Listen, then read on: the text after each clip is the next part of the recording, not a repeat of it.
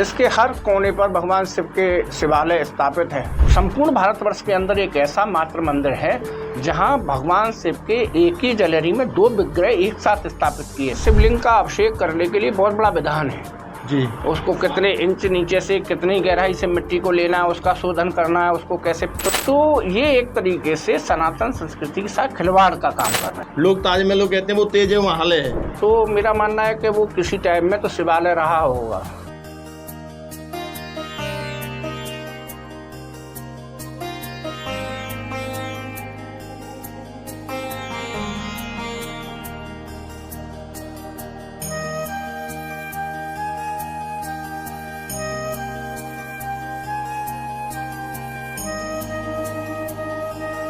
आज हमारे साथ चर्चा में एक ऐसी शख्सियत मौजूद है जिनका कह सकते हैं हम अध्यात्म की तरफ, जो कि आज हमारी सनातन धर्म की ध्वज पताका पूरे विश्व में दुनिया में जिसका लोहा माना जा रहा है, तो कहीं ना कहीं इसके पीछे जो उनका एक तरीके से हम कह सकते हैं कि जो कर्तव्य बोध और जो सनातन संस्कृति है उसकी पद्धति आयोग का उसका जो प्रवाह है उसे लगातार निरंतर जारी करने के लिए ऐसा कार्य कर रहे हैं। तो जो आगरा का जो हम कह सकते हैं विश्व प्रसिद्ध जो कैलाश महादेव मंदिर है, उस मंदिर के श्री महंत आचार्य निर्मल गिरी जी महाराज हमारे साथ मौजूद हैं। तो महाराज जी, सबसे पहले तो आपका बहुत बहुत स्वागत है हमारे चैनल में। तो महाराज जी, जैसा कि अब श्रावण मास इस समय चल रहा है, तो श्रावण मास में चूंकि बाबा महाकाल भोलेनाथ की महिमा और जो भक्ति का जो महीना एक तरीके से कह सकते हैं श्रावण मास है, तो मैं चाहता हूं कि एक बार श्रावण मास के इस पावन पर्व पे हर वक्त देखा जाता है, हर दिन प्रतिदिन श्रद्धालु बड़ी संख्या में पहुंच रहे हैं, कैलाश महादेव मंदिर में आशीर्वाद प्राप्त कर रहे हैं, लेकिन कुछ ऐसे बिंदु हैं, कुछ चूंकि श्रद्धालुओं को वो जानकारी के जागरूकता के अभाव में कुछ ऐसी चीजें जो छूट रही हैं, तो मैं एक बार आपसे अनुरोध करूंगा कि कुछ कैलाश महादेव मंदिर की महत्ता पे आप एक बार प्रकाश डालें और जो हमारे दर्शक हैं, जो ऑडियंस है, उनको रूबरू कराएं कैलाश महादेव मंदिर की उस महत्ता से, उस अनुभूति से। नमस्कार धीरज जी। पहले तो मैं सबसे पहले आपके समस्त श्रोताओं को श्रावण मास के पवित्र महीने की बहुत बहुत साधुवाद देता हूँ। भगवान सबके जीवन में खुशहाली रहे। धीरज जी, आगरा हमारा एक ऐसा शहर है जी जो वर्तमान में ताजमहल के नाम से जाना जाता है। बिल्कुल। वास्तव में आगरा शैव्य नगरी है जिसके हर कोने पर भगवान शिव के शिवालय स्थापित है और मध्य में भी हमारे यहाँ शिवलिंग भगवान का मंदिर मनकामेश्वर नाथ और राबड़ी महादेव मंदिर है। तो अभी श्रावण मास का महीना चल रहा है, अभी राजेश्वर मंदिर का मेला हुआ। हमारे क्रम से मेले लगते हैं। प्रथम मेला जो है वो राजेश्वर मंदिर का लगता है, द्वितीय मेला जो है बल्केश्वर मंदिर का लगता है, तीसरा मेला जो होता है जिसे हम मुख्य मेला कहते हैं। मुख्य इसलिए भी है कि आगरा शहर में पहला जो लोकल हॉलीडे घोषित हुआ, जो छुट्टी घोषित हुई, वो कैलाश महादेव मंदिर की हुई जी। तो तीसरा 5 तारीख को कैलाश महादेव मंदिर का मेला रहेगा, चौथा पृथ्वीनाथ मंदिर का मेला रहेगा। तो क्रम से ये 4 मंदिरों के चारों दिशाओं में मंदिर हैं और मान्यता ये भी है कि आगरा प्रवेश पे भगवान शिव के दर्शन जी। अगर आप दिल्ली से आते हैं तो सर्वप्रथम आपको कैलाश महादेव मंदिर के द्वार के दर्शन होंगे। अगर आप कानपुर साइड से आते हैं तो बाबा बल्केश्वर नाथ के दर्शन होंगे। अगर आप मध्य प्रदेश से MP से आते हैं तो राजेश्वर महादेव के दर्शन होते हैं। अगर आप राजस्थान जयपुर से आते हैं तो आपको पृथ्वीनाथ जी के दर्शन होंगे। तो आगरा की ये मान्यता रही है कि आगरा प्रवेश करते समय आपको भगवान शंकर के मुख्य द्वार के और ध्वजा के दर्शन होते रहे। आगरा के चारों कोने मंदिर स्थापित और आगरा की एंट्री पे है जी। और इन मंदिरों का अपना एक इतिहास रहा है। जैसे कैलाश मंदिर, ये संपूर्ण भारतवर्ष के अंदर एक ऐसा मात्र मंदिर है जहां भगवान शिव के एक ही जलेरी में 2 विग्रह एक साथ स्थापित किए गए। इसके पीछे बहुत बड़ी एक घटना रही और एक तो लेख है कि महर्षि परशुराम और उनके पिता ऋषि जमदग्नि जी, दोनों पिता पुत्रों ने इन दोनों विग्रहों की स्थापना की। कैलाश पर्वत से लेके आए, इसलिए इस स्थान का नाम कैलाश पर्वत पड़ा।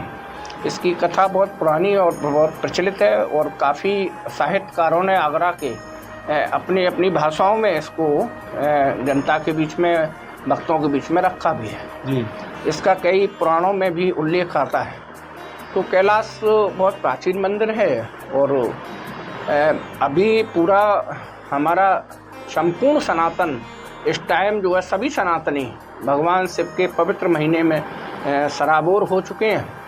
तो जो पूजा करने की पद्धति है, क्योंकि श्रावण का मध्य समय आ रहा है, आ गया है अब। अच्छा, आजकल महाराज जी क्योंकि पूजा की बात चल रही है तो मैं एक बार ये जानना चाहूँ, क्योंकि पवित्र श्रावण मास चल रहा है तो भगवान शंकर का जो अभिषेक होता है, आजकल इस अभिषेक को भी हम कह सकते हैं क्योंकि इतनी आधुनिक हो गई हैं चीज़ें, लोग संगीत में वो सारी चीज़ इतना कर रहे हैं, अभिषेक का महत्व नहीं है, अनुशासन है, उसकी जो पद्धति है उसका पालन कहीं ना कहीं नहीं हो पा रहा है। लोगों के अंदर जैसी धारणा बनी हुई, अभिषेक कर दिया, सिर्फ जल चढ़ा दिया, तो ये क्या है जो इसकी एक विधि है अभिषेक? ये बहुत सुंदर आपने सवाल किया और अधिकांश मीडिया का भी इस पर ध्यान नहीं गया।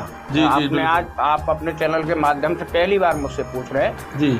2 दिन पहले मैंने ये फेसबुक पे अपने पे ये प्रश्न डाला कि जो पार्थिव शिवलिंग का अभिषेक करते हैं लोग, जा नहीं पाते या उनका संकल्प रहता है पार्थिव शिवलिंग का अभिषेक करना। बिल्कुल। पार्थिव शिवलिंग का अभिषेक करने के लिए बहुत बड़ा विधान है जी। उसको कितने इंच नीचे से कितनी गहराई से मिट्टी को लेना है, उसका शोधन करना है, उसको कैसे शुद्ध करना है, उसके बाद उस शिवलिंग का निर्माण करना है। आजकल हम देख रहे हैं कि शिवलिंग को बहुत सुंदर बनाने के लिए पार्थिव शिवलिंग को उस पर पेंट कर देते हैं जी, उस पर नाग बना देते हैं, उस पर त्रिपुंड बना देते हैं। तो ये एक तरीके से सनातन संस्कृति के साथ खिलवाड़ का काम कर रहे हैं। जैसे रुद्राभिषेक है वो वैदिक मंत्रों से होना चाहिए, उसे संगीत में तरीके से कर रहे हैं। हाँ, आजकल देखने को मिलना ज़्यादा प्रचलन हो गया है। भक्तों में भी एक होड़ लगी हुई है और कहीं ना कहीं उसमें हम लोग भी दोषी हैं। मैं अपने को भी अछूता नहीं मानूंगा जी। मेरा माने मेरे जो कर्मकांड करने वाले जो विप्र बंधु हैं कि जजमान ने कहा साहब मैं सक्षम हूँ 1 किलो दूध लाने में जी, और उसमें 1 किलो दूध में 10 किलो पानी मिलाया और अभिषेक चालू हो गया। तो हमारे यहाँ जैसे सिंगी पकड़ के अभिषेक किया जाता है भगवान शिव का, स्त्री को नई पीठ के पास बैठना चाहिए, तो उसको थोड़ा दूर रहना चाहिए, पर वो भी अभिषेक कर रही हैं, ब्राह्मण उनसे भी करवा रहे हैं। और तो इससे बढ़िया आप जल से करिए, भगवान तो जल से बहुत प्रसन्न होते हैं। तो बहुत सारी चीज़ें हैं, कहीं ना कहीं भक्त इसको भगवान शिव के आशीर्वाद स्वरूप को लेके मेरा मानना ये है कि जो इसमें अपनी त्रुटियां करते हैं उसमें ये त्रुटियों से बचें। अगर उन पर दूध की व्यवस्था नहीं है तो वो जल से अभिषेक करें, मन से करें, भाव से करें। अच्छा, एक चीज़ और महाराज जी मैं चाहूँगा आप हमारे दर्शकों को बताएं, क्योंकि जैसा अभिषेक होते हैं, लोग मंदिरों में जा रहे हैं, शिवलिंग पे जल अर्पण करते हैं, अभिषेक कर रहे हैं, तो बहुत से लोगों में ऐसी धारणा बनी हुई है वो जल का आचमन करते हैं, जो शिवलिंग पे जल अर्पित कर रहे हैं उसके बाद उसका आचमन करते हैं। कई जगह पे ऐसा देखने में आया है, चूँकि कई बार ऐसा विषय भी आया है, भारतीय मनीषी हैं, उन्होंने कई बार इस चीज़ का कोई विरोध कर रहे हैं इस चीज़ का कि उसका आचमन नहीं करना चाहिए। भगवान जी, भगवान शिव महादेव का जो स्वरूप का पूजन होता है, लिंग स्वरूप का पूजन होता है, उसमें आचमन का कोई विधान नहीं है। उसमें आप चढ़े हुए जल का आचमन, मतलब उनमें तो ये भी कहा गया है शिव पुराण वगैरह में कि जो प्रसादी आप चढ़ा रहे हैं जी, उसको भी आप वापस न लें, वो भी ब्राह्मण को ही आप दान कर रहे हैं, वो भी आपको सेवन नहीं करनी चाहिए। और जो जल है उसका कभी आचमन नहीं लेना चाहिए। उस जल को स्पर्श करके आप अपने नेत्रों से लगाइए, उसका आप आचमन नहीं लें। आचमन हमारे यहाँ ठाकुर जी की सेवा में जो भी रहता है उसका हम लोग पंचामृत और ये चरणामृत वगैरह देते हैं, पर शिव जी का कहीं ऐसा विधान नहीं है। पर हमारे यहाँ तो एक ने किया तो सारे, वही भेड़ चाल वाली स्थिति है, लोग देख रहे हैं मंदिर में पहुँच रहे हैं, एक व्यक्ति कर रहा है तो सब लोग करने लग गए। हमारे यहाँ तो भगवान शिव की जो परिक्रमा है जी, वो आधी परिक्रमा होती है, जो जलहरी है उसको नापते नहीं है, पर यहाँ तो सारा कुछ। तो एक जागरूकता, अब जैसे आपने ये इंटरव्यू पहले ले रहे हैं आप चैनल के माध्यम से, ये सभी भक्तों के पास जाएगा, सभी सनातनियों के पास जाएगा। इस तरीके का इंटरव्यू भी कोई नहीं लेता। वो पूछते हैं कि रोड कैसा बन गया, लाइट कितनी लग गई। नहीं महाराज जी, हमारा तो प्रयास है कि जो सनातन का जो कार्य हो रहा है वास्तविकता में लोगों को पता नहीं चल पाता है कि उन्हें करना क्या है। लोगों को क्या है, भेड़चाल चल रही है, उन्हें वास्तविकता पता नहीं है। चीज़ों मंदिर में जा रहे हैं, आमतौर पर लोगों को देखा मंदिर के जो मेहनत जैसे आप हैं, जाकर के लोग नहीं मिल रहे हैं, भीड़ का हिस्सा बनेंगे, जल चढ़ाया है चले आए। तो उनको जो पूजा पद्धति है उसका मुझे लगता है कहीं ना कहीं पालन होना चाहिए, बिना पद्धति के, क्योंकि वो चीज़ें जो फिर हम जो अनिष्ट कहीं ना कहीं होता है उससे भक्तों का, ये चीज़ें होती है।